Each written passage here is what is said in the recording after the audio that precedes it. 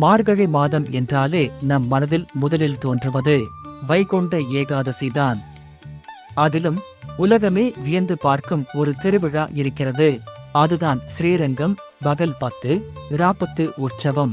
ஸ்ரீரங்கம் 7 பிரகாரங்கள் கொண்ட பூலோக வைகுண்டமாக போற்றப்படும் தலம். இந்த தலத்தில் நடைபெறும் வைகுண்ட ஏகாதசி உற்சவம் ஒரு திருவிழா அல்ல, அது ஒரு தெய்வீக அனுபவம். இந்த உற்சவத்தின் உண்மையான பெயர் திரு அத்தியன உற்சவம்.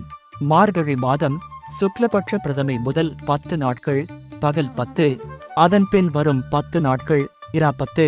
இந்த 20 நாட்களிலும் ஆழ்வார்கள் அருளிய 4000 திவ்ய பிரபந்தம் முழுமையாக பாடப்படுகிறது. 4000 திவ்ய பிரபந்தத்தை ஒழுங்குபடுத்தி இசை, இலக்கணம், பக்தி மூன்றையும் ஒன்றாக இணைத்தவர் நாதமுனிகள். அவரே முதலில் ஆழ்வார் பாசுரங்களை தாளம், ராகம், பாவம் உடன் ஒழுங்காக அமைத்து முத்தமிழ் வடிவில் அரங்கேற்றினார். நாதமுனிகளின் பேரனான ஆளவந்தார், பின்னர் ராமானுஜர் ஆகியோர் இந்த பாரம்பரியத்தை ஸ்ரீரங்கத்தில் மீண்டும் உயிர்ப்பித்தனர். இந்த உற்சவத்தின் உயிரே அரையர் சேவை. அரையர் என்றால் பாடல், இசை, நடனம் மூன்றிலும் வல்லவர்கள். பாசுரங்களை அபிநயத்தோடு, மெய்ப்பாட்டோடு, ராக தாள ஒழுங்குடன் கண்ணுக்கு முன் உயிரோடு கொண்டு வருவார்கள். இதனால்தான் இந்த உற்சவத்தை முத்தமிழ் விழா என்றும் அழைப்பார்கள். இந்த சேவை பார்க்கும்போது பாசுரத்தின் அர்த்தம் மட்டும் அல்ல, ஆழ்வார்களின் உள்ளத்தையும் நாம் உணர முடியும். திருமங்கையாழ்வார் காலத்தில் நம்மாழ்வாரின் திருவாய்மொழி 10 நாட்கள் மட்டும் பாடப்பட்டது. ஆனால் அந்த தெய்வீக அனுபவத்தை முழுமையாக உலகுக்கு காட்ட வேண்டும் என்று நம்மாழ்வாரை ஆழ்வார் திருநகரிலிருந்து ஸ்ரீரங்கம் வரை எழுந்தருளச் செய்து மாபெரும் விழாவாக நடத்தினார் திருமங்கையாழ்வார். அதன் நினைவாகவே இன்றும் திருநெடுந்தாண்டகம் பகல் 10 தொடக்கமாக பாடப்படுகிறது.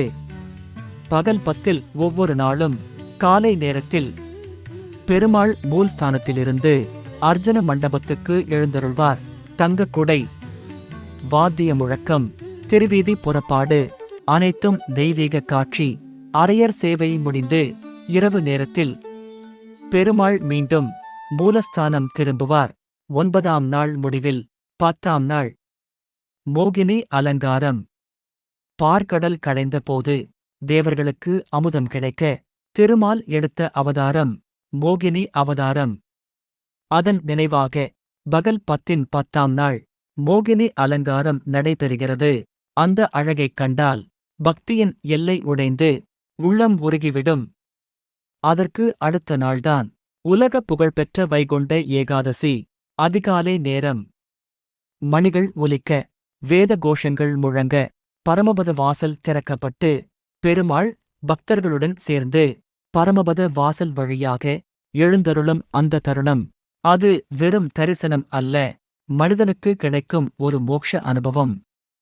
வைகுண்ட ஏகாதசி அன்று ஸ்ரீரங்கம் உண்மையிலேயே பூலோக வைகுண்டமாக மாறிவிடுகிறது. அரங்கன் தன் பக்தர்களுக்காக ஒரு நாள் முழுவதும் உறங்காமல் அருள் வழங்குகிறார். பகல் 10 முடிந்ததும் தொடங்குவது இராப்பத்து. இந்த 10 நாட்களிலும் நம்மாழ்வாரின் திருவாய்மொழி முழுவதும் பாடப்படுகிறது. இரவு நேரத்தில் நடைபெறும் இந்த உற்சவம் பக்தர்களை ஆன்மீக உச்சத்திற்கு அழைத்துச் செல்கிறது. பகல் 10 திருநெடுந்தாண்டகமும் அரையர் சேவையும் பெருமாளுக்கு அர்ப்பணிக்கப்படும். இராப்பத்தில் நம்மாழ்வாரின் திருவாய்மொழி முழுமையாக ஓதப்படுகிறது. ஒவ்வொரு நாளும் உற்சவர் பெருமாள் வித்தியாசமான வாகனங்களில் வீதியுலா வந்து பக்தர்களுக்கு அருள்பாலிக்கிறார். மார்கழி மாதத்தில் ஒரு முறையாவது ஸ்ரீரங்கம் சென்று அரங்கனை தரிசித்து அவன் அருளை பெறுங்கள். இந்த தெய்வீகமான ஸ்ரீரங்கம் திருவிழாவின் மகிமை உங்கள் உள்ளத்தையும் தொட்டிருந்தால் இந்த வீடியோவை லைக் மற்றும் ஷேர் பண்ணுங்க. இன்னும் பல ஆன்மீக வீடியோக்களுக்காக சேனலை சப்ஸ்கிரைப் பண்ண மறக்காதீங்க. அரங்கன் அருள் எல்லோருக்கும் கிடைக்கட்டும். ஓம் நமோ நாராயணாய.